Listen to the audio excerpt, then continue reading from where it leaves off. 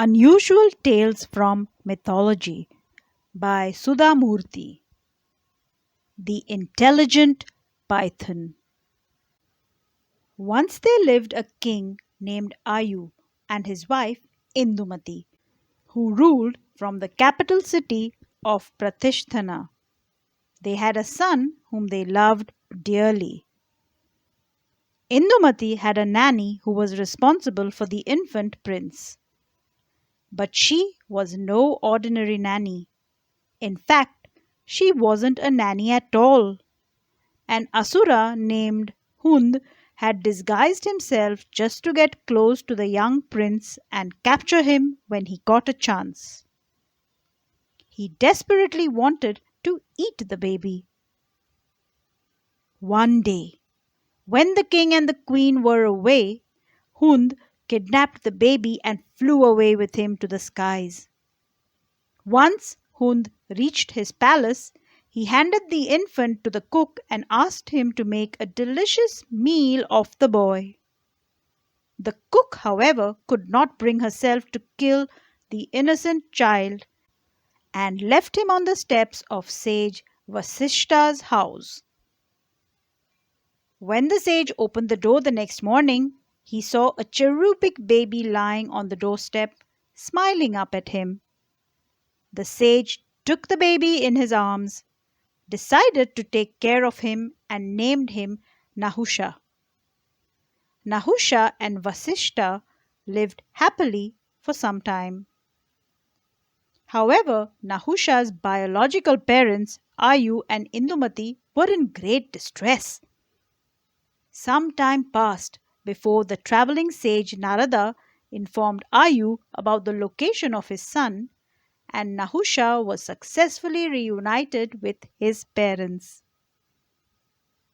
When Nahusha reached adulthood, he attained fame as a great warrior, soldier, and conqueror. He also battled with Indra and his great army. Indra, however, sensed his imminent defeat and escaped. He left everything behind, including his wife Shachi. When Nahusha reached Indra's palace and saw Shachi, he fell in love with her and desired to make her his queen. Shachi refused him. Nahusha's advisers said to him, "O mighty king, you have defeated the king of the gods, Indra, but you must not disrespect a woman. We urge you to accept Shachi's decision." Shachi was afraid and approached Brihaspati, the guru of the gods, who told her what to do. Following Brihaspati's instructions, Shachi sent word to Nahusha in his court and invited him for an event. "There is going to be a celebration in the heavens," said the note. "King Nahusha is invited to attend. Please arrive in a palanquin." When Nahusha received Shachi's invitation, he mistook the gesture to be that of consent. Instantly he wanted to depart for the heavens and looked around for his soldiers to escort him. But his foot soldiers were not present in the court. Instead, 7 sages were busy chanting mantras in a far corner of the room. Nahusha's desire for Shachi was so great that he ordered them, "I must go to the heavens right now. Please carry my palanquin."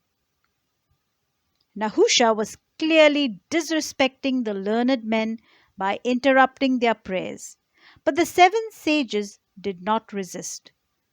They abandoned their task and picked up the palanquin in order to escort him. Of all the sages, Agastya was the shortest, and this caused a slight jerk in the movement of the palanquin. Nahusha tried to resist the urge to complain, but he could not sit comfortably for long. "I am the king of all the realms," he thought.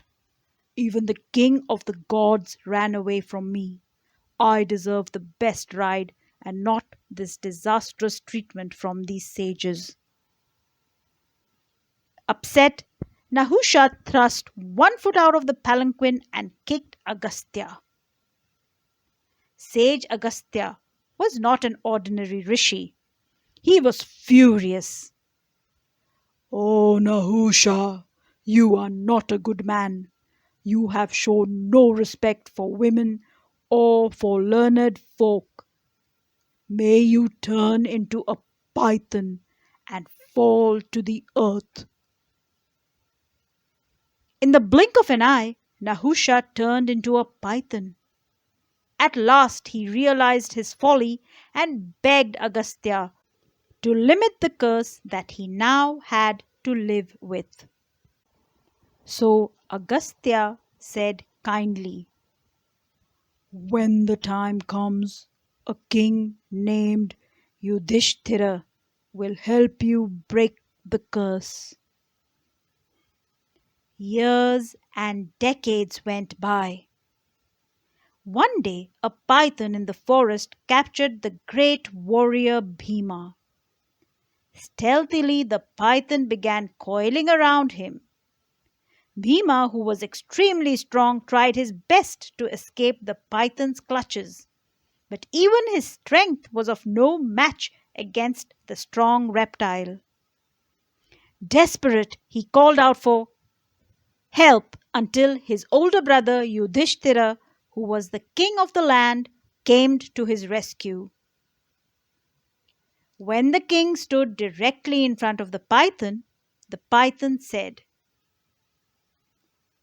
"I will ask you a few philosophical questions, and if you answer them correctly, I will release your brother." Yudhishthira agreed immediately. "Who is a learned man?" asked the python without a second's thought. "He is one who is ready to make sacrifices out of compassion and knowledge," replied Yudhishthira. "What is the supreme knowledge?" "The understanding of life," Yudhishthira shot back. "Is the family you are born into important?" asked the python. "Birth is accidental. All people are equal." "Here is one last question for you. Which is higher, being truthful or being charitable?" Yudhishthira replied, "Both are equally important as long as they help humanity." "You are a man of wisdom, king," said the python. "I will keep my word." Saying this, the python released Bhima and was transformed back into Nahusha. By now, Nahusha had realized his folly. His arrogance had caused him to live the life of a serpent. He had learnt his lesson. Nahusha thanked the two Pandava brothers for assisting him in the completion of his curse and went to heaven for his previous good deeds. The end.